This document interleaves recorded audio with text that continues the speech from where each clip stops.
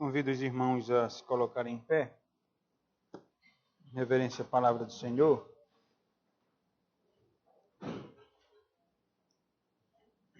Vamos ler no Evangelho de João. Evangelho de João, capítulo 3.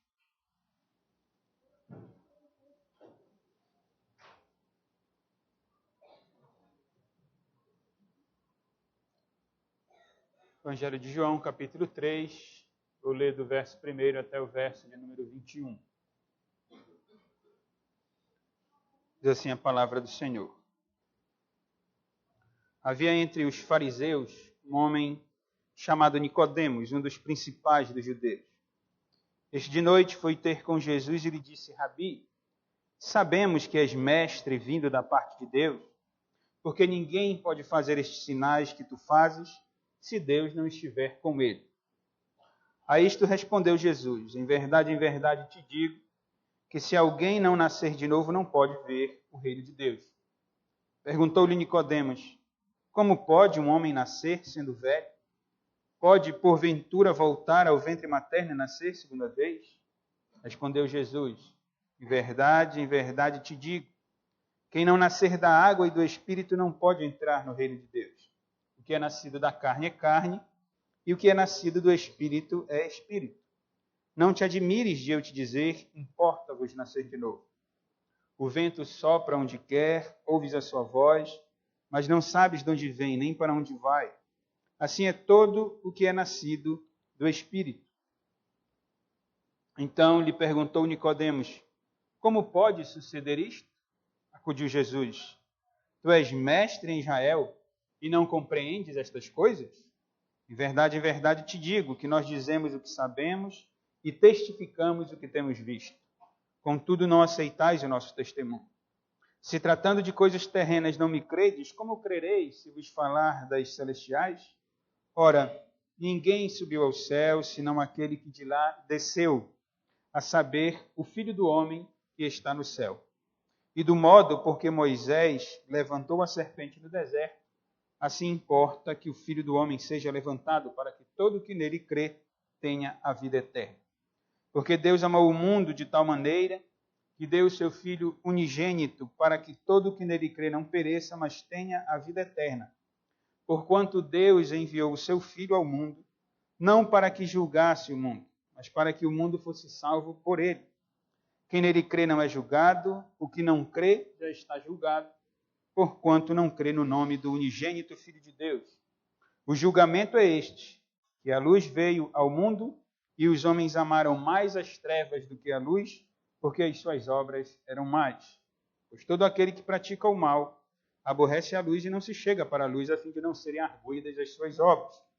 Quem pratica a verdade aproxima-se da luz, a fim de que as suas obras sejam manifestas, porque feitas em Deus. Irmãos, podem sentar. Vamos, sentados, orar mais uma vez ao Senhor nosso Deus.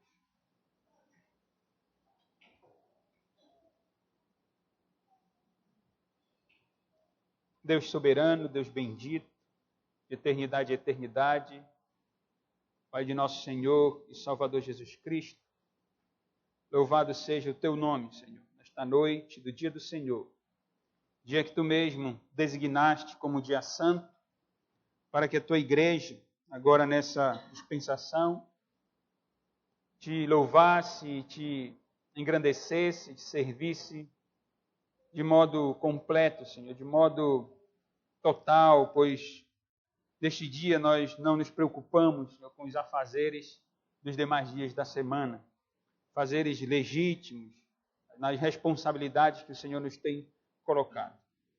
Tu nos tens ensinado que este dia é para o Senhor, para que nos deleitemos no Senhor, ouvindo a tua voz, mediante a tua palavra, louvando o teu nome, te engrandecendo em família e também de forma pública, Senhor, na igreja, no povo que o Senhor mesmo amou e escolheu antes da fundação do mundo, para que andasse em boas obras, para que te glorificasse, uma vez que foram regenerados pelo poder do Espírito Santo, a terceira pessoa da Trindade Santa. Te louvamos, Senhor, e exaltamos a tua pessoa, porque tu és grandioso, tu estás assentado no sublime trono e rege todo o universo. Nada, Senhor, absolutamente nada ocorre fora do teu controle. Tu tens o domínio sobre tudo e sobre todos, Senhor. Por isso nós nos prostramos diante de Ti, nós reconhecemos a Tua grandeza, a Tua soberania, a Tua magnitude e reconhecemos, Pai, também a nossa pequenez e Te confessamos os nossos pecados, os quais o Senhor conhece muito bem. Não há quem possa estar diante de Ti, Senhor, com um sentimento de justiça própria, achando que foi salvo, porque quis assim ser salvo. Pelo contrário, aprove a Ti, Senhor, salvar pecadores, salvar homens que estavam mortos nos seus delitos e pecados. Mas o Senhor assim quis fazer, dando luz a eles, revelando, Senhor, a Tua vontade, a Tua palavra. E nós somos encontrados dentre esses, os quais o Senhor amou com amor verdadeiro. Para onde iremos nós, Senhor, se Tu tens a palavra de vida eterna? Te agradecemos por esses momentos. Pedimos humildemente que o Senhor receba a nossa adoração, os cânticos que acabamos de entoar, que sejam agradáveis à Tua presença. E agora, Pai, na exposição da Tua palavra, eu te peço também, de forma humilde, que o Senhor me abençoe, me dê graça, me dê sabedoria, entendimento, discernimento, alegria, coragem, sob a autoridade do Teu Espírito Santo, para pregar, Senhor, a Tua palavra com simplicidade, com verdade, com acuracidade, Senhor. Para que o Teu nome, unicamente o Teu nome, seja exaltado no nosso meio. Que a Tua igreja, que aqui se congrega, bem como aqueles irmãos e irmãs que nos visitam, possam ser alcançados, edificados, Senhor, pela Tua palavra, que eles venham a se alegrar diante das verdades aqui contidas nestes versos. E eu te oro ainda por aqueles que estão no nosso meio, que ainda não se entregaram a Cristo, que se encontram em trevas, no pecado, na rebeldia contra o Senhor. Que o Senhor tenha misericórdia e venha trazer luz a esses corações em trevas. Que haja conversão nesta noite. Pessoas entendam o Teu Evangelho e corram aos pés de Cristo, implorando o Seu perdão, a Sua misericórdia, a Sua graça, para que obtenham assim a vida eterna que o Senhor promete a todos aqueles que creem no Teu Filho unigênito. Abençoa também, Senhor, os enfermos e aqueles irmãos que estão doentes e que não podem estar conosco nesta noite, mas que gostariam de estar. Dá paz a eles, alegria, consolo do Teu Espírito Santo. E guarda, Senhor, a sua alma para não pecarem contra Ti. E supre as suas necessidades, Senhor. Faz a Tua vontade na vida deles. Obrigado também pelo privilégio e oportunidade que temos de nos assentarmos na mesa do Senhor. Seja, de fato, meio de graça. Que sejamos nutridos, Senhor, por este pão, por este vinho, que simbolizam Teu corpo, o Teu sangue rasgado e derramado na cruz do Calvário em nosso favor. Em nome de Cristo, o nosso bendito Salvador, que oramos. Amém.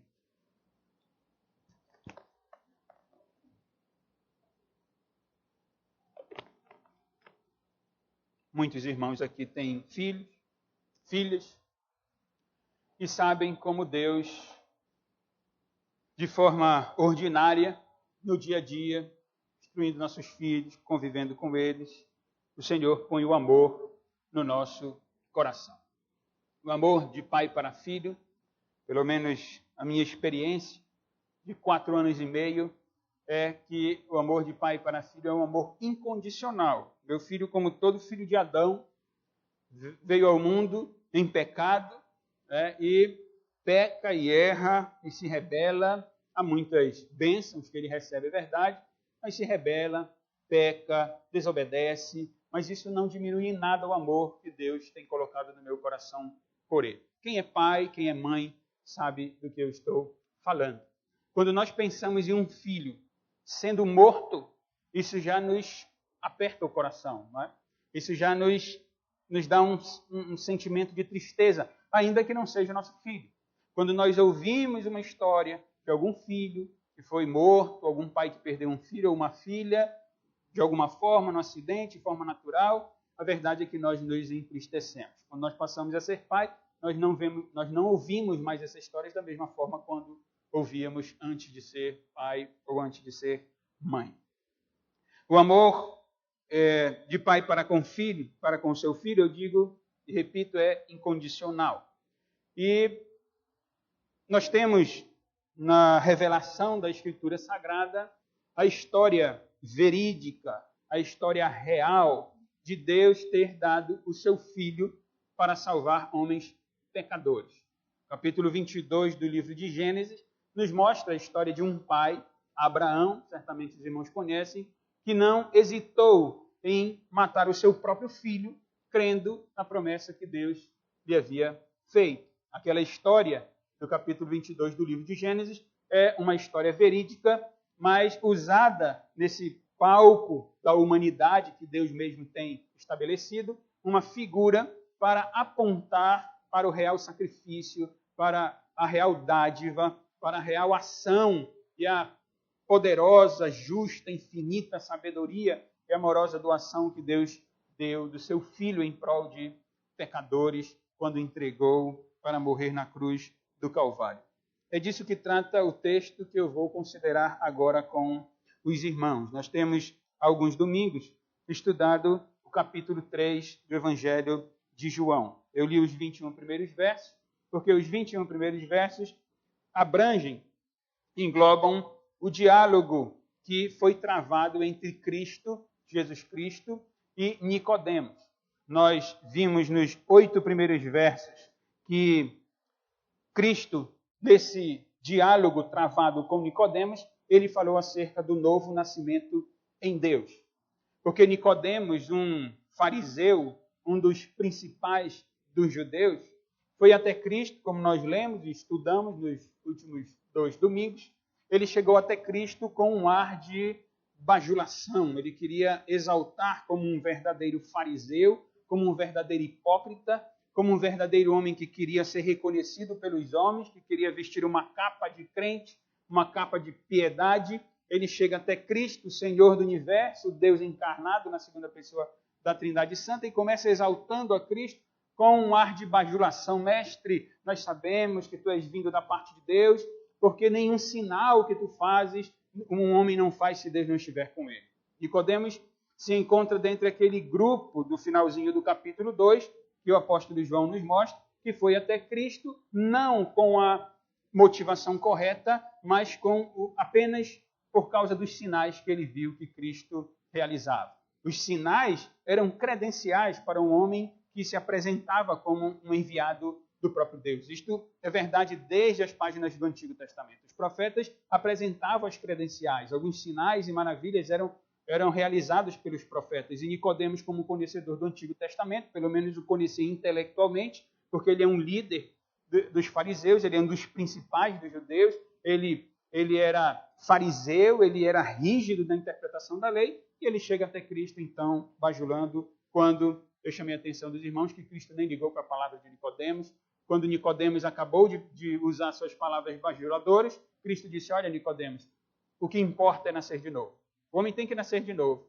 Porque se ele não nascer de novo, ele não pode ver o reino de Deus. Ele não entra no reino de Deus. O reino de Deus consiste não num território como um verdadeiro judeu, né, seguindo a tradição judaica, farisaica, esperavam que fosse Jerusalém, que fosse a terra que Deus havia prometido a Abraão, que aquela terra fosse o fim em si mesma. E eles esperavam o reino de Deus. Cristo vem e diz: olha, Nicodemo, o reino de Deus, na verdade, é ter Cristo, é ter o Filho do homem, é ter a promessa do Antigo Testamento, é ter o Messias, é ter o próprio Deus reinando na sua vida, dirigindo a sua vida. Que o homem reconheça Cristo como seu Senhor. Aquele que o reconhece como seu único Senhor, como seu único Salvador, adentra então no reino de Deus. Mas para que isso ocorra, Jesus continuou dizendo a Nicodemos: é necessário que o homem nasça de novo. É necessário que ele nasça do alto. É necessário que o Espírito atue, porque o homem por si mesmo ele não tem capacidade de ir até Deus. Ele precisa da ação sobrenatural do Espírito Santo para que ele se curve diante de Cristo, para que ele se prostre diante de Deus. Essa explicação, essa pregação do próprio Deus encarnado em Cristo, ele vai totalmente contra a ideia farisaica do grupo ao qual Nicodemos pertencia. para os fariseus, ser aceito diante de Deus era fazer parte de um grupo religioso. Era conhecer a Escritura, era interpretar a Escritura, era ser rígido na lei, no cumprimento da lei, que é mero legalismo, é farisaísmo. Para eles, estar próximo de Deus era fazer parte daquele grupo. E Jesus diz, não, tem que nascer de novo, é o Espírito Santo que tem que atuar. Nicodemos, com toda a sua pompa, com toda a sua intelectualidade, com todo o seu status de um dos principais dos fariseus, não entendeu nada. E Cristo continuou buscando ensinar a Nicodemos, citando passagens do Antigo Testamento, quando ele falou do Filho do Homem, fazendo referência à promessa que Deus havia revelado ao profeta Daniel, de um homem que Daniel teve a visão e a quem foi dado todo o poder de todo o reino, de toda a nação. E é o Senhor Jesus Cristo que se apresenta nas páginas do Evangelho como o Filho do Homem, como aquele que recebeu do próprio Deus domínio sobre nações, sobre povos, e ele reina sobre todos os homens. Ora, ninguém subiu ao céu, disse Cristo, ninguém é elevado ao céu, ninguém é tão grande, ninguém é tão santo, ninguém é tão grande, senão, disse Jesus, senão aquele que de lá desceu, a saber, o Filho do Homem que está no céu. Deus é onipresente. E ainda, o Senhor Jesus como um Deus benevolente, gracioso, sim, porque ele está frente a frente com um pecador e com um fariseu, com um religioso. E Cristo está condescendendo, como é da sua natureza divina humana, ele está condescendendo em explicar a um pecador, como ele faz conosco, explica a um pecador, condescende e tenta mostrar a ele as realidades espirituais. E Jesus cita novamente o Antigo Testamento, quando ele diz, e do modo porque Moisés levantou a serpente no deserto, assim importa que o Filho do Homem seja levantado para que todo que nele crê tenha a vida eterna. Então, enquanto nos 8 primeiros versos Cristo falou do novo nascimento em Deus, nos versos 9 a 15, nós estudamos no domingo passado, o Senhor Jesus mostrou a cura para Nicodemos, a cura vinda de Deus. Porque o relato ao qual Cristo se refere é a narrativa do Antigo Testamento, onde mostra Moisés levantando a serpente no deserto, quando o povo de Israel, por causa do pecado, tinham virado as costas para o Senhor, tinham murmurado contra a liderança de Moisés, contra o próprio Deus, e Deus enviou então as serpentes para morderem, para picarem os israelitas.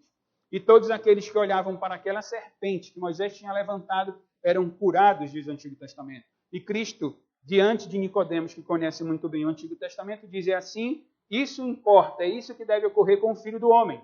Ele tem que ser também apresentado, ele tem que ser levantado, assim como a serpente foi posta numa haste e levantada para que todo Israel olhasse para a serpente e recebesse a cura, é importante que o Filho do Homem, Jesus Cristo, seja colocado numa haste também, numa cruz, e para que os homens olhem para ele e recebam a cura. Não uma cura de uma enfermidade física, mas a cura da pior enfermidade do ser humano, que é o pecado, que é a rebelião contra Deus, que é a desunião contra Deus.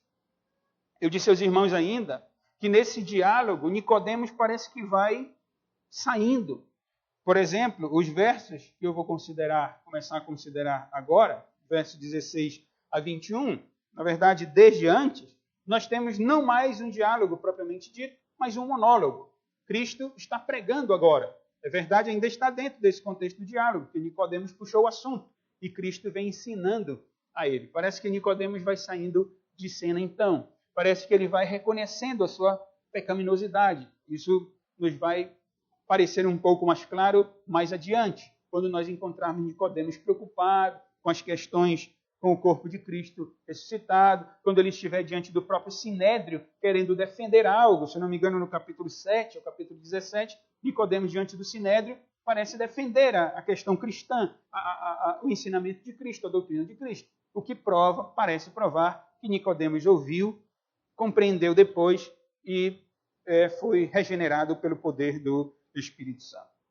Aqui, irmão, nesses versos 16 a 21, e aqui eu vou começar a exposição desses versos, nós temos o amor de Deus.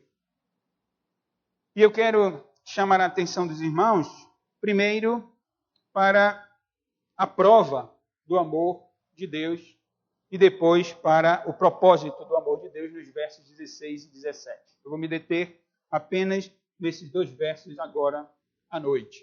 E no próximo domingo, se Deus assim permitir, nós veremos a aceitação do amor de Deus e a rejeição do amor de Deus por parte dos homens, o que nós encontramos nos versos 18 a 21. Então, eu vou considerar esses versos de forma breve sobre o tema o amor de Deus, chamando atenção para a prova do amor de Deus. Jesus ensinou a Nicodemos sobre o novo nascimento em Deus, sobre a cura de Deus, e agora ele fala do amor de Deus para com pecadores, para com o mundo. No verso 16, Cristo diz a Nicodemos, por quê? Ora, esse porquê nos leva aos versos anteriores. Né? Nós não podemos isolar. Essa é a bênção, a dádiva, a graça de nós considerarmos as Escrituras de modo sequencial, como fazemos. Porque isso nos impede de interpretarmos a Escritura de modo equivocado. Então, por que Cristo tinha dito a Nicodemos, e do modo por que Moisés levantou a serpente no deserto, assim importa que o Filho do Homem seja levantado. Com que intuito? Para que todo o que nele crê tenha a vida eterna. Essa é uma dádiva. É o que vai ocorrer para todos aqueles que olharem para Cristo e crerem em Cristo e se entregarem a Cristo. Eles recebem do próprio Cristo vida eterna. E aí vem o verso 16. Porque, diz Cristo, Deus amou ao mundo. E aqui há várias e várias discussões, e a verdade é que são até, na minha opinião, minha humilde opinião, discussões tolas. Se Deus amou todo mundo, se Deus amou só os eleitos. Ora, a Bíblia diz que Deus amou ao mundo. E eu disse agora para os irmãos, a bênção de nós considerarmos as Escrituras de forma sequencial nos ajuda a não interpretarmos a Escritura de forma equivocada. Alguns dizem que Deus amou todas as pessoas do mundo inteiro. Ora, irmãos, veja só, qual é o contexto? Com quem Cristo está conversando? Cristo está conversando com um fariseu, com Nicodemos, um dos principais dos judeus. Se os judeus já se achavam o único povo e rejeitavam o gentil, imagine um fariseu. O fariseu era a nata do judaísmo, na ótica dele, né, na lente dele. Eles tinham criado, eu já disse aos irmãos no início desse capítulo, que esse grupo, essa seita dentro do judaísmo, criou regras, minuciosidades com relação aos mandamentos de Deus. Eu dei o exemplo clássico, que é muito bem apresentado, comumente apresentado, do dia do Senhor. A ordem no dia do Senhor, na antiga dispensação da graça, o 7º dia da semana, como um dia santo, Deus havia ordenado o quê no mandamento? Que não se trabalhasse. E os fariseus criaram regrinhas, encheram o seu leque de regrinhas. Não pode dar um nó, não pode caminhar tantos quilômetros, quando Deus não tinha dito nada disso. A ordem era que não trabalhasse. A ordem era que se deleitasse no Senhor durante todo aquele dia. Isso é um exemplo. Mas os fariseus criam regrinhas. Quando nós encontramos Cristo nos evangelhos sinóticos debatendo com os fariseus e dizendo, ouviste que foi dito, não adulterarás. Né? Eu, porém, vos digo, aquele que olhar para a mulher e tal. Enfim, Cristo ia elucidando a lei, ia contra não os seus mandamentos, porque Cristo não veio revogar a lei. Cristo não veio tirar a sua revelação que ele mesmo deu no Antigo Testamento de cena. Não, ele ia contra a escola farisaica, as escolas judaicas de interpretação do Antigo Testamento. Porque os fariseus, por exemplo, diziam que era pecado adulterar e que não podia adulterar de forma nenhuma. Ora, eu não posso adulterar. E o que fazia um fariseu? Ele não praticava o ato da intimidade com uma mulher, com outra mulher, mas ele olhava para a mulher de forma impura. Mas ele se achava tal, porque ele dizia, não, eu estou cumprindo o mandamento. Eu não sou adúltero. O adúltero não entra no reino de Deus. O adúltero não faz parte do reino de Deus. Mas ele olhava para a mulher de forma impura. E Cristo diz, olha, mas aquele que olha, ele também peca. Ele também é um adúltero. Adulterou no seu coração. Cristo não vai contra o mandamento, mas Cristo vai contra a interpretação judaica e farisaica. Pois bem, irmãos, voltando ao texto, Cristo está diante de um fariseu. Cristo está diante de um principal dos judeus. Ora, eu dizia, se o povo judaico era exclusivista e achava que a salvação era só para ele, imagine o fariseu, que tinha a lei e dizia, não, nós, fariseus, nós seguimos a lei, muito mais do que os outros judeus. Isso lança luz acerca do que Cristo fala. Quando Cristo diz, porque Deus amou ao mundo. Embora a palavra diga respeito, não é? Palavra simples aqui no grego, diga respeito ao mundo, à criação, a tudo que Deus fez, é óbvio pelo contexto do próprio diálogo que Cristo se refere às pessoas do mundo. Agora, quando Cristo diz a Nicodemos que Deus amou ao mundo, ele faz referência à realidade da extensão e da profundidade do amor de Deus. Cristo está dizendo, olha Nicodemos, Deus não amou os judeus, Deus não amou os fariseus, Deus amou o mundo. Ele fala da profundidade do amor de Deus e da extensão do amor de Deus. O que o Senhor Jesus quer ensinar a Nicodemos, então, é que o amor de Deus não está limitado a um grupo, a uma nação específica. O amor de Deus não é revelado apenas a Israel.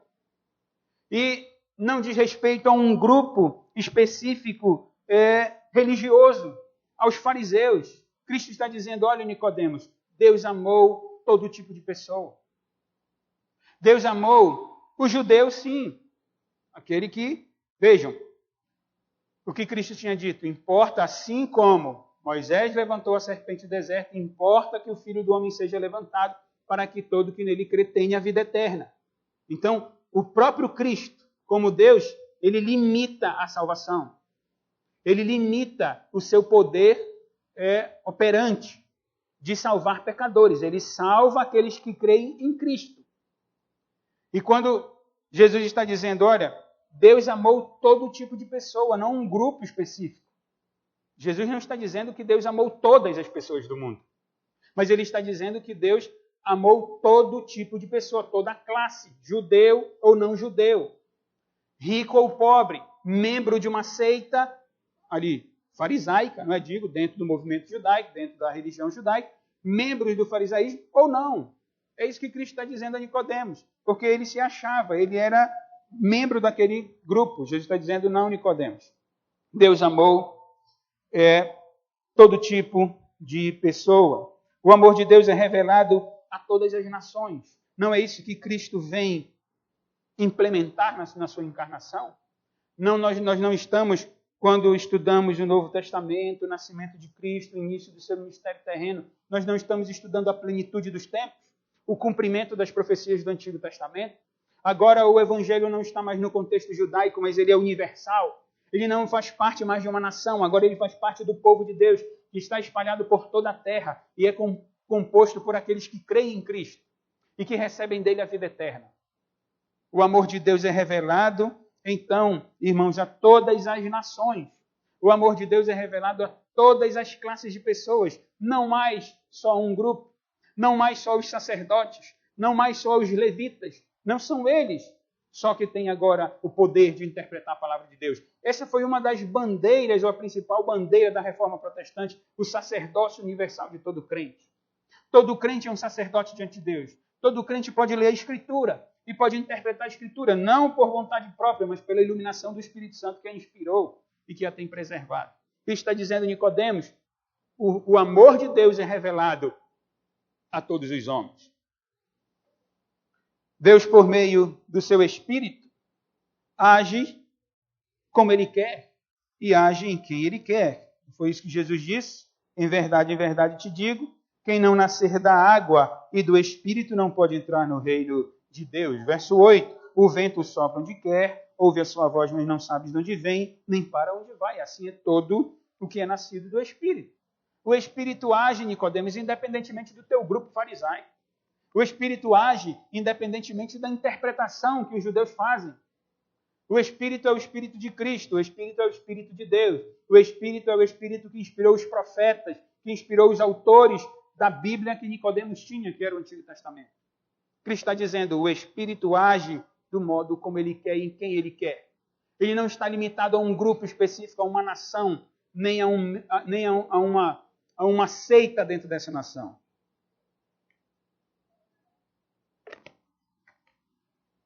E esse amor de Deus, irmãos, é revelado como?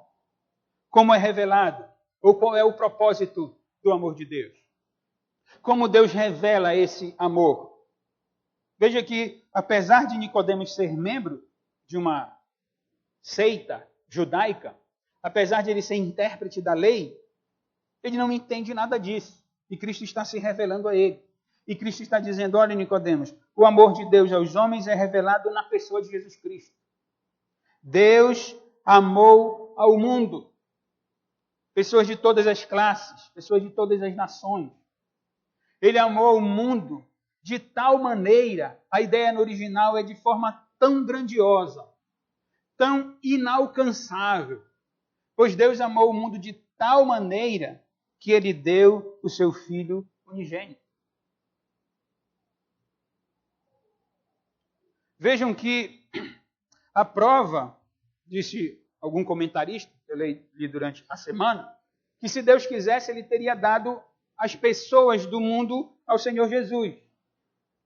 Poderia ter feito isso aqui, e ter mostrado o amor dele, de Deus, para com o seu Filho. E dizer assim, eu vou dar o mundo, eu vou dar as pessoas de todas as classes para você. E demonstraria o amor de Deus para com o seu Filho. Mas é o contrário que Deus faz. Deus dá o seu Filho para o mundo. Ele prova o amor para com o mundo. Ele deu o seu Filho. Eu comecei na introdução dizendo, nós, pais e mães, sabemos o que é pensar num filho morto.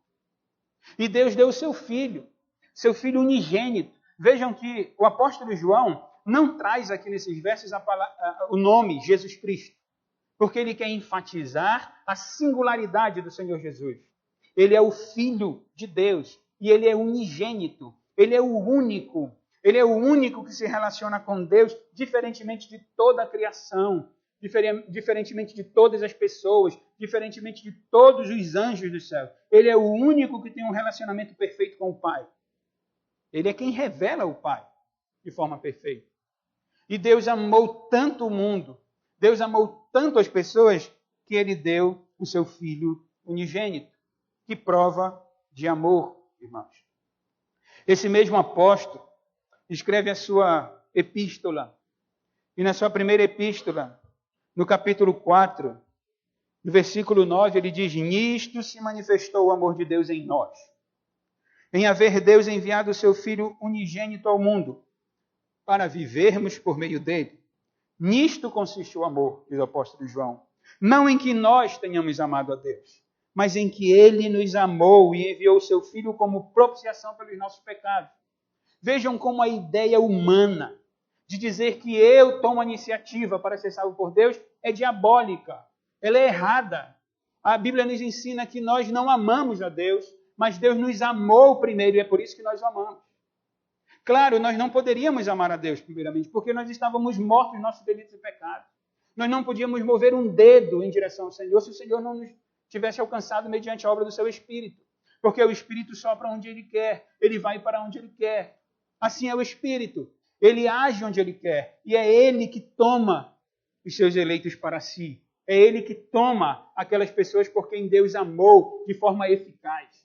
O sacrifício de Cristo na cruz do Calvário é suficiente para todos os homens do mundo inteiro, mas é eficiente apenas na vida daqueles a quem Deus amou antes da fundação do mundo, seus eleitos. Ele é suficiente para todo homem. Ele deve ser anunciado a toda criatura. Cristo decide por todo mundo, pregar o evangelho a toda criatura. Preguem a todos os homens, para que os homens sejam indesculpáveis. Agora, a ação do Espírito Santo de Deus, ela é eficiente na vida daqueles a quem Deus quis salvar. Porque Deus, através do seu Espírito, Ele age em quem Ele quer, Ele salva a quem Ele quer. João diz na sua epístola, nisto se manifestou o amor de Deus em nós, em haver Deus enviado o seu Filho. Nisto consiste o amor, não em que nós tenhamos amado a Deus, mas em que Ele nos amou. E Ele nos amou tanto que Ele enviou o seu Filho como propiciação pelos nossos pecados, para perdoar os nossos pecados. ainda vou falar disso, que é o propósito do amor de Deus. Nós ainda estamos na prova do amor de Deus. Veja que prova. Você daria o seu filho? Você daria a sua filha para morrer por alguém? E ainda mais, eu pergunto para você, você daria o seu filho ou a sua filha para morrer por alguém imundo, sujo, no pecado que não tivesse que dar nada em troca para você? Eu duvido. Eu não faria isso, irmão. Porque o nosso amor não é perfeito. O nosso amor, ele é o amor que nós temos como humano. É verdade que Deus nos comunica o seu amor. Ele nos converte. E a boa obra que ele iniciou em nós há de completar até aquele grande dia, o dia de Cristo Jesus. Mas o amor humano é um amor egoísta. É um amor que só ama se houver algo em troca. Eu só vou amar alguém se alguém me amar. Eu tinha perguntado, você daria o seu filho ou a sua filha para morrer por alguém sujo, imundo, no pecado que não lhe desse nada em troca? Foi isso que Deus fez.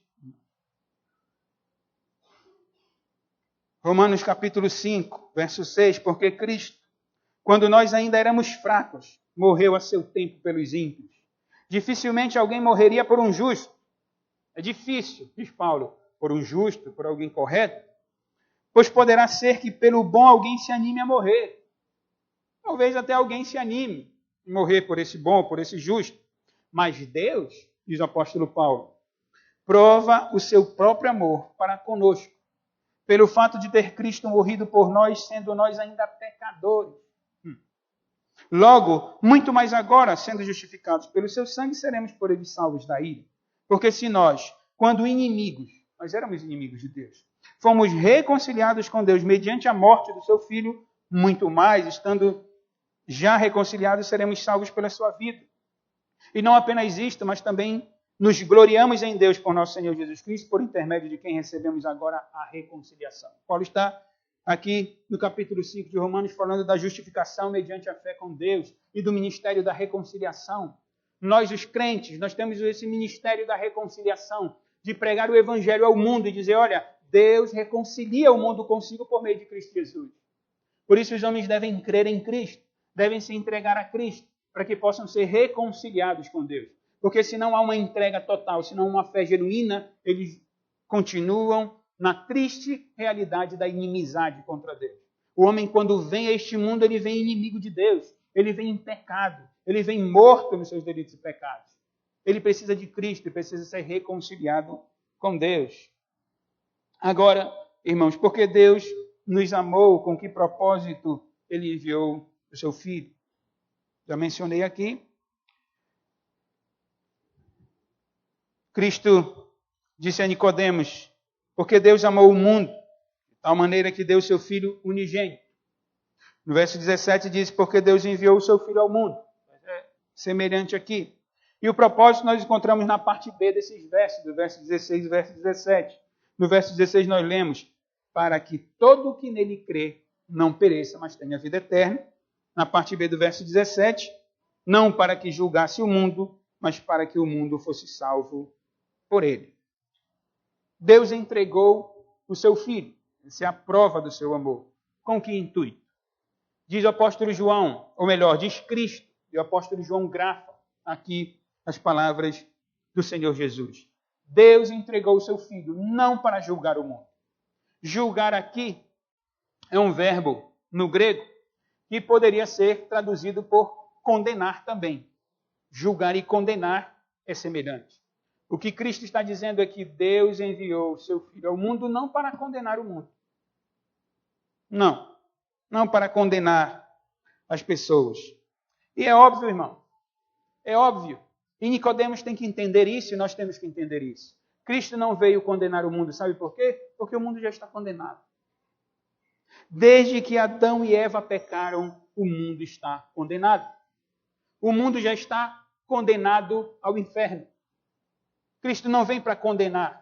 É verdade que mais tarde, no próprio Evangelho de João, Cristo vai dizer que ele veio julgar o mundo. Mas aí a referência é ao julgamento futuro. Aquele grande dia do julgamento, onde todos os homens estarão diante de Cristo e Cristo tomará para si os seus e lançará ao inferno todos aqueles que não creem no seu nome. Ele vem julgar o mundo, é verdade. Mas aqui Cristo está falando da sua missão agora, aqui no diálogo, no seu ministério. Ele não veio para condenar o mundo. Eu dizia, ele não veio para condenar o mundo, porque o mundo já está condenado, desde que Adão e Eva pecaram.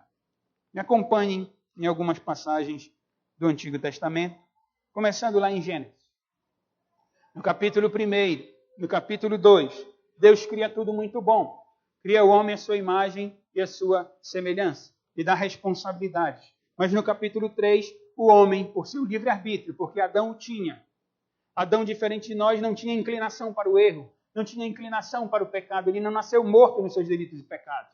Por seu livre-arbítrio, Adão escolheu pecar. E nós lemos no capítulo 3 de Gênesis, no verso 8, quando ouviram ele, Adão e sua esposa, a voz do Senhor Deus, que andava no jardim pela virada do dia, esconderam-se da presença do Senhor Deus, o homem e sua mulher, por entre as árvores do jardim. Os irmãos percebem a figura sombria e triste do versículo 8?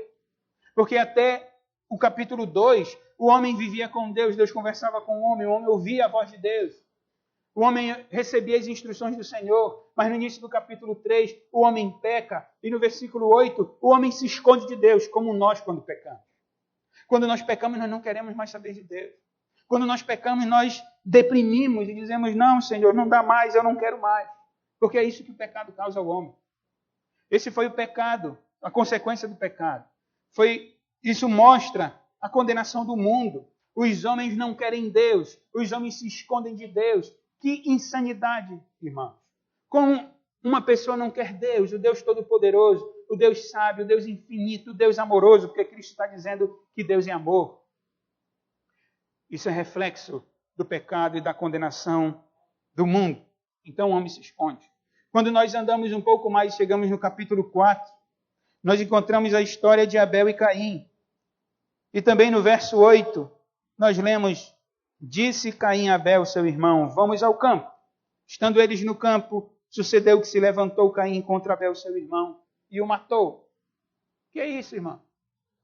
Deus é vida, Deus cria o homem segundo a sua imagem, segundo a sua semelhança, mas o homem escolhe deliberadamente pecar. E ele se esconde de Deus e agora ele mata, ele vira um assassino, um homicida. Condenação para o mundo. Quando chegamos no capítulo 19, ainda de Gênesis, no verso 1 nós lemos, ao anoitecer vieram os 2 anjos a Sodoma, e cuja entrada estava Ló assentado. Este, quando os viu, levantou-se, indo ao seu encontro, prostrou-se rosto em terra. 2 anjos, Deus enviou aquela cidade.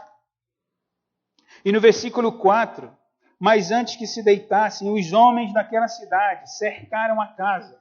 Os homens de Sodoma, tanto os moços como os velhos, sim, todo o povo de todos os lados. E chamaram por Ló e lhe disseram, onde estão os homens que à noitinha entraram em tua casa? Esses homens, homossexuais perversos, estão perguntando pelos anjos de Deus. Traze-nos fora a nós para que abusemos deles. Que coisa. Saiu-lhes então Ló à porta, fechou após si e disse, rogo-vos, meus irmãos, que não façais mal. Tenho 2 filhas virgens, eu vou-las trarei, tratai-as como vos parecer, porém nada façais a estes homens, porquanto se acham sob a proteção de meu teto. Eles, porém, disseram, retira-te daí. E acrescentaram, só ele é estrangeiro, veio morar entre nós e pretende ser juiz em tudo. E arremessaram-se contra o homem, contra Ló, e se chegaram para arrombar a porta. Condenação para os homens. O mundo está perdido, o mundo está condenado. O homem se esconde de Deus, o homem é assassino, e os homens são homossexuais agora. Eles deixam suas relações naturais para se envolver com outros homens. Condenação da parte de Deus aos homens.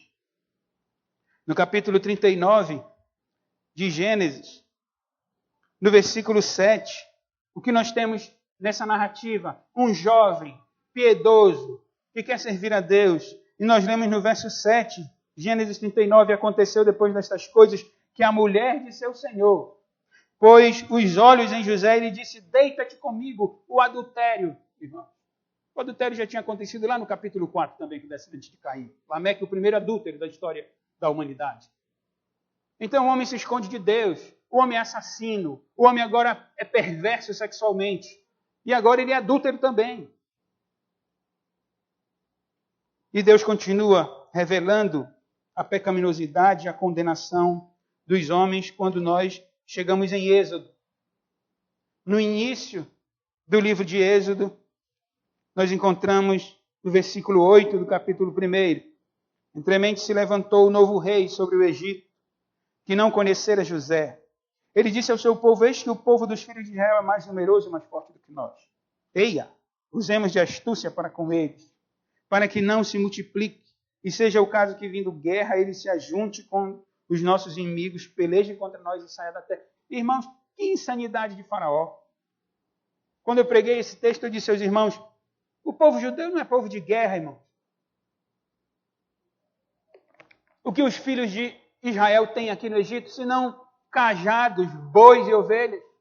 Que guerra eles vão levantar contra Faraó?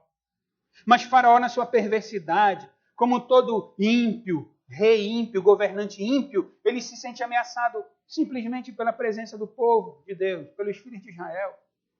E com a sua insanidade ímpia e pagã, ele diz: olha, é perigoso, então vamos dar trabalho forçado para esses homens, para que eles não se levantem contra nós. Quem disse que Israel ia se levantar contra eles? Faraó não tinha um motivo para escravizar os filhos de Israel. Aqui mesmo, depois, ele é tão perverso, ele é tão mau, que ele ainda manda matar as crianças. Deus, na sua graça, usa as parteiras para evitar que algumas crianças morressem. Faraó, na sua impiedade, insaciável, diz: olha, pois agora todo menino que nascer pode lançar no rio, para que jacarés o comam, para que eles morram. Perversidade, senso de poder, quer status, quer o poder do mundo, condenação por causa do pecado. No capítulo 17, ainda de Êxodo, no versículo 3, nós lemos: tendo aí o povo sede de água, murmurou contra Moisés e disse: por que nos fizeste subir do Egito, para nos matares de sede a nós, a nossos filhos e aos nossos rebanhos? Murmuração, pecado da murmuração e da ingratidão. Quem é Israel, em Êxodo 17? É o povo que Deus amou. É o povo que Deus libertou daquele tirano, daquele faraó, o rei do Egito. E Deus está conduzindo esse povo a uma terra para lhe dar leite, para lhe dar mel, para lhe dar prosperidade. E o povo está reclamando agora: ah, Moisés, nós queríamos estar no Egito. Condenação da parte de Deus. Pecado.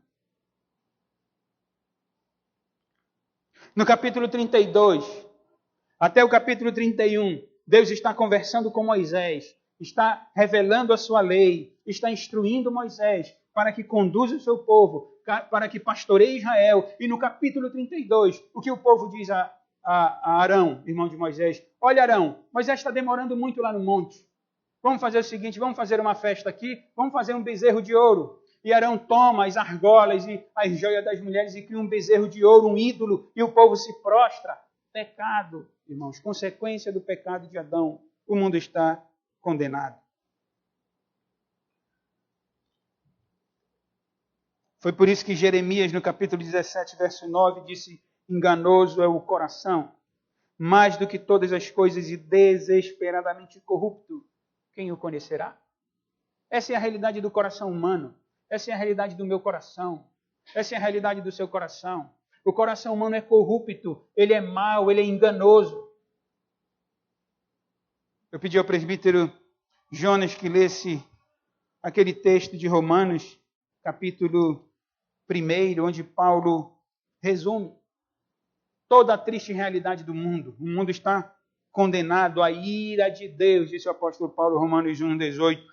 A ira de Deus se revela do céu contra toda impiedade e perversão dos homens que detêm a verdade pela injustiça. E ele explica: porquanto o que de Deus se pode conhecer é manifesto entre eles, porque Deus lhes manifestou. Porque os atributos invisíveis de Deus, assim o seu eterno poder, como também a sua própria divindade, claramente, diz o apóstolo Paulo, claramente se reconhecem desde o princípio do mundo, sendo percebidos por meio das coisas que foram criadas. Não há homem que possa se desculpar diante de Deus. Às vezes alguém aqui e ali pergunta, mas e aqueles que nunca ouviram o Evangelho? Ora, aqueles que nunca ouviram o Evangelho têm a criação. Tem que olhar para o céu e dizer, alguém fez o céu, alguém fez o sol, alguém fez a lua, alguém fez as estrelas, alguém dá vida às árvores, aos rios, alguém faz com que cachorrinhos nasçam, com que peixes nasçam. Alguém dirige tudo isso. Paulo diz, esses homens são indesculpáveis. Eles negam a verdade de Deus e eles criam as suas próprias verdades. Tais homens são, por isso, indesculpáveis, diz o apóstolo Paulo. E ele lista aqui a perversidade, mudaram a glória do Deus incorruptível em semelhança da imagem. As mulheres passaram a ter relações íntimas com mulheres. Perversidade, irmãos, condenação, pecado generalizado. No verso 28 ele diz, por haverem desprezado o conhecimento de Deus, o próprio Deus os entregou a uma disposição mental reprovável para praticarem coisas inconvenientes, cheios de toda injustiça, malícia, avareza e maldade, possuídos de inveja, homicídio, contenda, dolo e malignidade, sendo difamadores, caluniadores, aborrecidos de Deus, insolentes, soberbos, presunçosos, inventores de males, desobedientes aos pais, insensatos, pérvidos, sem afeição natural e sem misericórdia. Ora, conhecendo eles a sentença de Deus de que são passíveis de morte os que tais coisas praticam, não somente as fazem, mas também aprovam os que assim procedem. Vejam, irmãos, a seriedade do caso. Paulo, inspirado pelo Espírito Santo, diz que Deus entregou os homens às suas próprias paixões. É por isso que quase todos os dias, e todos nós devemos fazer isso, eu peço para que Deus me livre de mim mesmo, para que Deus não me entregue às minhas próprias paixões. Porque se Deus fizer isso, eu estarei perdido, condenado ao inferno. Porque Deus fez isso com todos aqueles que o rejeitaram, com todos aqueles que negam a Cristo. Paulo diz, eles são indesculpáveis. E Deus tem revelado a sua ira. E Deus tem entregue esses homens às suas paixões. É isso que Deus faz. Essa é a realidade do mundo. O mundo está condenado. É por isso, voltando ao texto de João, capítulo 3, versos 16 e 17. É por isso que Jesus disse, o Filho de Deus não veio para condenar o mundo. Ele não veio para julgar o mundo, porque o mundo já está condenado, o mundo já está julgado, o mundo já está em pecado, já está na perversão, já está no lamaçal, já está longe de Deus, é inimigo de Deus. Para que Cristo veio então? Deus provou o seu amor com que propósito? E Jesus diz, não para que julgasse o mundo, mas para que o mundo fosse salvo por ele. Esse é o propósito da vinda de Cristo. Esse foi o propósito da morte de Cristo na cruz do Calvário. Salvar o mundo, salvar as pessoas que se encontram nessa realidade de fugir de Deus, nessa realidade de matar o outro, nessa realidade de promiscuidade sexual, nessa realidade, como Paulo disse aqui, de infatuados, soberbos, insolentes, desobedientes aos pais, pérfidos. É dessa realidade que Cristo nos veio tirar. Pedro diz que Cristo nos libertou do império das trevas, do império de Satanás, do reino de Satanás. E ele nos transportou para o reino do Filho do seu amor, o reino de Deus. Cristo nos reconciliou com o Pai. Jesus veio para salvar o mundo. E os homens, irmãos, entendam, os homens, todos, sem exceção, os homens precisam de uma libertação do pecado. Todos, sem exceção. É por isso que nós lemos Jesus dizendo, Deus amou o mundo. Porque, sem exceção, e Paulo diz isso, todos pecaram. Todos, sem exceção. Eu repito e enfatizo. Todos os homens precisam de uma libertação do pecado. E eles têm que ser regenerados pelo Espírito de Cristo. É isso que Jesus vinha dizendo a Nicodemos. Tem que nascer de novo, Nicodemos. Tem que nascer da água e do Espírito. Tem que ser uma limpeza real. A conversão real ocorre pelo lavar regenerador do Espírito Santo. O Jesus Cristo é aquele que batiza não com água, mas que batiza com o Espírito Santo. Isto é, ele santifica o pecador. Não há um pecador que se encontre com Cristo e continue o mesmo. Não no sentido espiritual real. Um homem que encontra Cristo de fato, que se entrega a Cristo e que crê em Cristo, ele tem a sua vida mudada. Jesus veio ao mundo para que esses que creem nele não pereçam. Ele disse no verso 16, Deus amou o mundo de tal maneira que deu seu Filho unigênito para que todo que nele crê não pereça, mas tenha a vida eterna.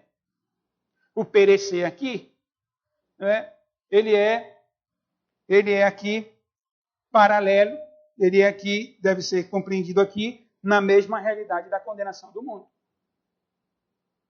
Ele veio para libertar o homem dessa condenação, para tirar os homens dessa condição de condenação, de perecer.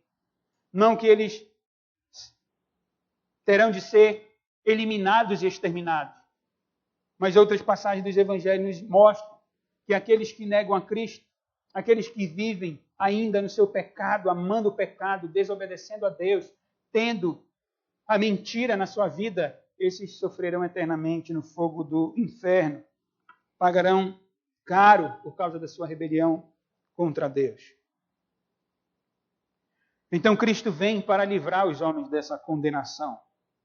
Ele veio ao mundo para que todo que nele crê não pereça, mas tenha a vida eterna. Vejam, é Cristo quem concede a vida eterna. Ele foi morto na cruz com esse propósito. João disse, nisto consiste o amor de Deus. Não que nós tenhamos amado a Deus, mas em que Ele nos amou e deu seu Filho como propiciação dos nossos pecados, como perdão dos nossos pecados.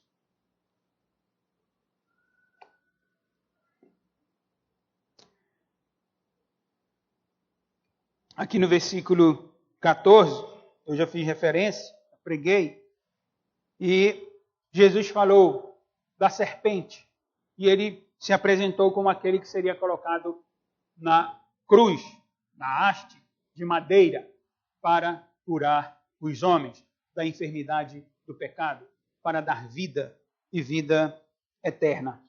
E a vida eterna, irmãos, para nós caminharmos para o fim do sermão, a vida eterna é algo que diz respeito não apenas à vida futura. É verdade, há esse aspecto de uma vida nos novos céus e nova terra. Mas entenda, a vida eterna que Cristo dá, Ele não a dá, ou Ele não a dará apenas nos novos céus e nova terra, mas Ele dá agora para quem confessa Cristo, para quem crê em Cristo, para quem luta contra os seus pecados e diz, Senhor, eu quero que o Senhor seja o dono da minha vida. Esse recebe a vida eterna.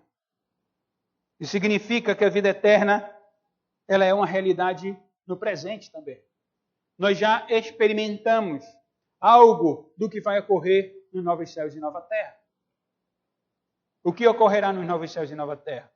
Haverá um Senhor e Ele estará dominando sobre todo o seu povo, sobre todo o seu rebanho.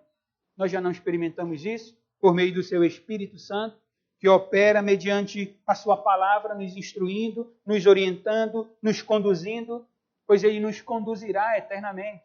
Não mais nessa realidade de pecado ainda, na luta que nós travamos, mas novos céus e nova terra, onde habita a justiça, e para irmos até ali, nós receberemos um novo corpo, um corpo incorruptível.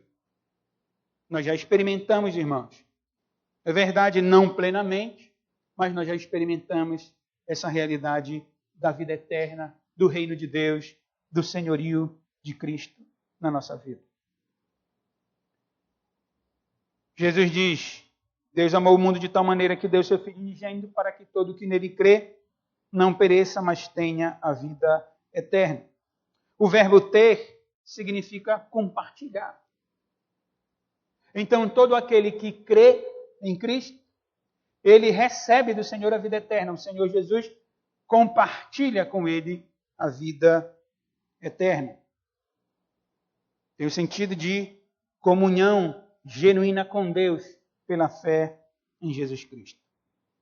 Lá na primeira epístola do apóstolo João, no capítulo 5, no verso 12, no verso 11 ele diz: e o testemunho é este, que Deus nos deu a vida eterna, e esta vida está no seu Filho. Verso 12, aquele que tem o Filho tem a vida, aquele que não tem o Filho de Deus não tem a vida.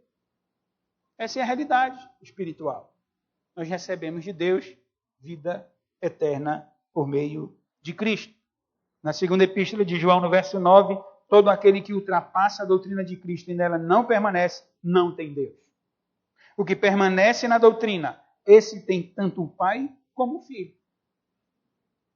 O que é que o Senhor nos ensina na sua palavra, irmãos? Que nós, que cremos em Cristo, aqueles que se confessaram a Cristo, entregaram a sua vida a Cristo e confiam em Cristo, esses têm o Pai, esses têm o Filho, esses têm a vida eterna. Louvado seja o Senhor por isso. É assim, é desse modo que alguém faz parte do reino de Deus. Como? Reconhecendo a Jesus como Senhor e recebendo dele poder para vencer o pecado. Não vencemos o pecado totalmente, é verdade, mas nós vencemos o pecado. É o ímpio, é o que não conhece a Cristo, é o que não foi regenerado pelo Espírito Santo, é o que não nasceu de novo da água do Espírito, que se entrega deliberadamente ao pecado e ama o pecado. E quanto mais peca, quer pecar. E recusa a Deus e se entrega ao pecado. O crente não é assim. O crente peca, mas ele chora. O crente peca, mas não quer pecar. O crente erra, mas não quer errar. Porque ele tem a vida eterna. Ele tem o Espírito de Cristo. Ele tem o Espírito Santo que santifica a sua vida, que o conscientiza, que entra na sua mente, que habita no seu coração e que diz que erro é erro, pecado é pecado e condenação é condenação. E nós temos vida eterna em Cristo. O ímpio não tem isso, irmão. O religioso não tem isso. O fariseu não tem isso. O legalista não tem isso. Ele se prende em coisas que não são Cristo, em coisas que não podem dar a ele vida eterna de fato. No capítulo 17, no versículo 3, nós lemos: e a vida eterna é esta, que te conheçam a ti, o único Deus verdadeiro, e a Jesus Cristo a quem enviaste. No capítulo 8, no verso 34, Jesus disse: em verdade vos digo, todo o que comete pecado é escravo do pecado. O escravo não fica sempre na casa, o filho sim para sempre. Se, pois, o filho vos libertar, verdadeiramente sereis livres. O escravo do pecado, ele peca e peca. Ele pecou, ele quer pecar mais. Mas aquele que recebeu a Cristo, que foi liberto por Cristo, esse não quer pecar mais. Porque Cristo, o Espírito de Cristo habita no coração desse homem. É verdade, eu repito, ainda há a natureza pecaminosa. Nós estamos aguardando a vinda do Senhor, a transformação desse corpo corruptível, desse corpo que é perecível, que está em pecado. Mas o Espírito Santo luta por nós. E Ele nos chama para si. E Ele nos santifica. E Ele nos regenera. E Ele nos conscientiza. E Ele nos chama para a sua presença. E nós lutamos contra o pecado. E nós nos entregamos a Cristo. E nós nos entregamos ao Espírito. E nós nos entregamos à sua palavra. E nós queremos mais de Deus. E sempre mais de Deus. E sempre mais de Deus. Essa é a vida do crente. Essa é a grande luta. Esse é o grande dilema. Essa é a grande tristeza nossa. Como o apóstolo Paulo, aquilo que nós queremos fazer, que é servir a Deus de forma perfeita, nós não fazemos. E aquilo que nós não fazemos, não queremos fazer, que é pecar, nós fazemos. Como Paulo, nós dizemos: miserável homem que sou, quem me livrará do corpo desta morte? Mas louvado seja Deus por Cristo Jesus, irmãos. E essa realidade toda, a vida eterna em Cristo, a reconciliação com Deus e essa santidade que nós recebemos de Deus, tudo isso é prova do propósito do amor de Deus revelado em Cristo. Essa é a prova do amor de Deus por nós. Porque Deus poderia nos entregar, como Ele entregou os demais homens, as suas próprias paixões. Sabe você, irmão, que luta contra o seu pecado e que chora, Senhor, eu errei de novo, eu pequei de novo, tem misericórdia de mim. Me ajuda, Senhor. Isso é prova do amor de Deus por você. Porque aquele que foi entregue, esse não ora assim. Aquele que foi entregue às suas próprias paixões, esse não pede perdão a Cristo. Ele pode até bajular a Cristo. Ele pode até entrar numa religião. Ele pode entrar num grupo evangélico. Ele pode até fazer parte da membresia de uma igreja. Ele pode ser um legalista. Ele pode ser um fariseu. Mas ele ainda não foi regenerado pelo poder do Espírito Santo. Para concluir, irmãos, Deus amou o mundo com vistas à salvação dos perdidos. Nós estávamos perdidos.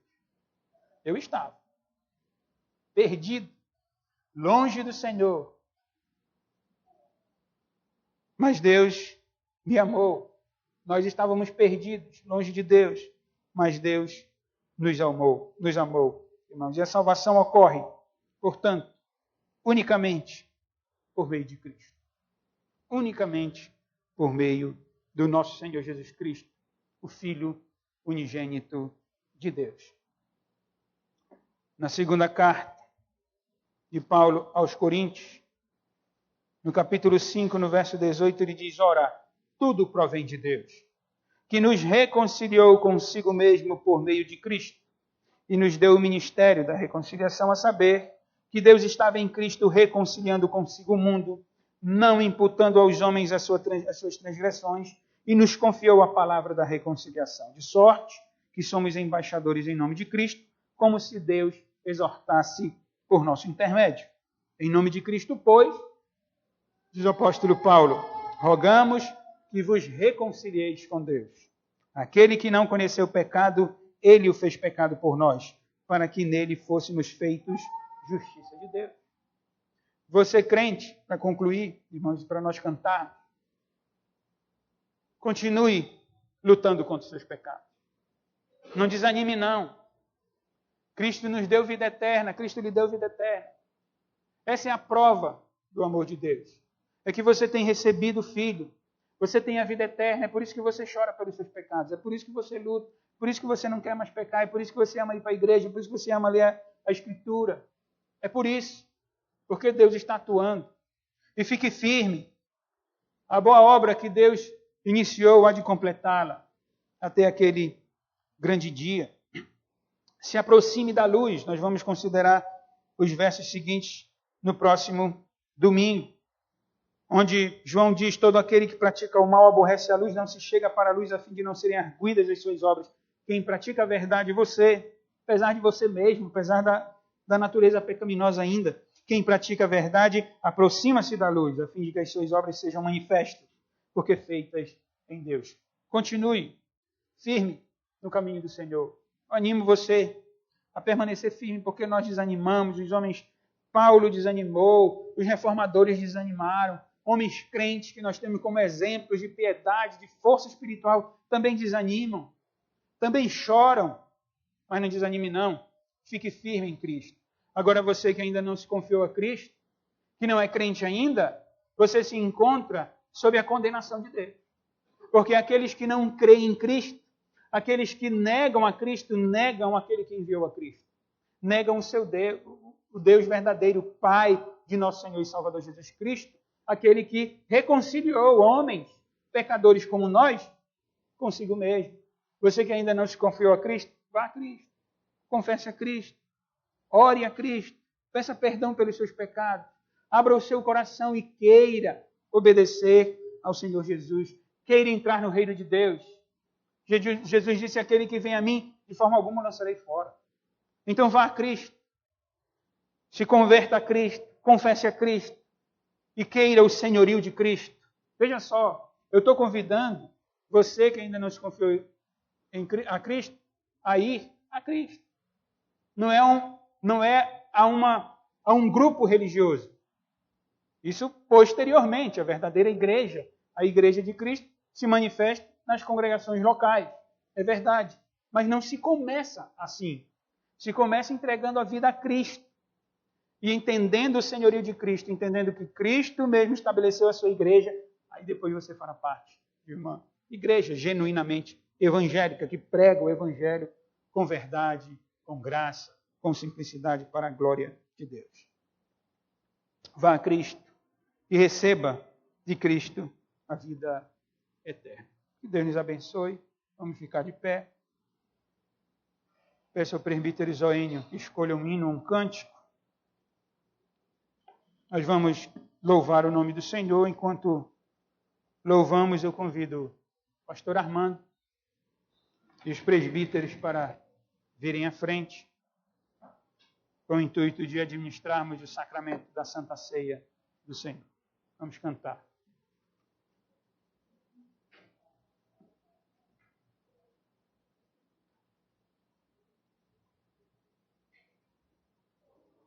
Inário número 88.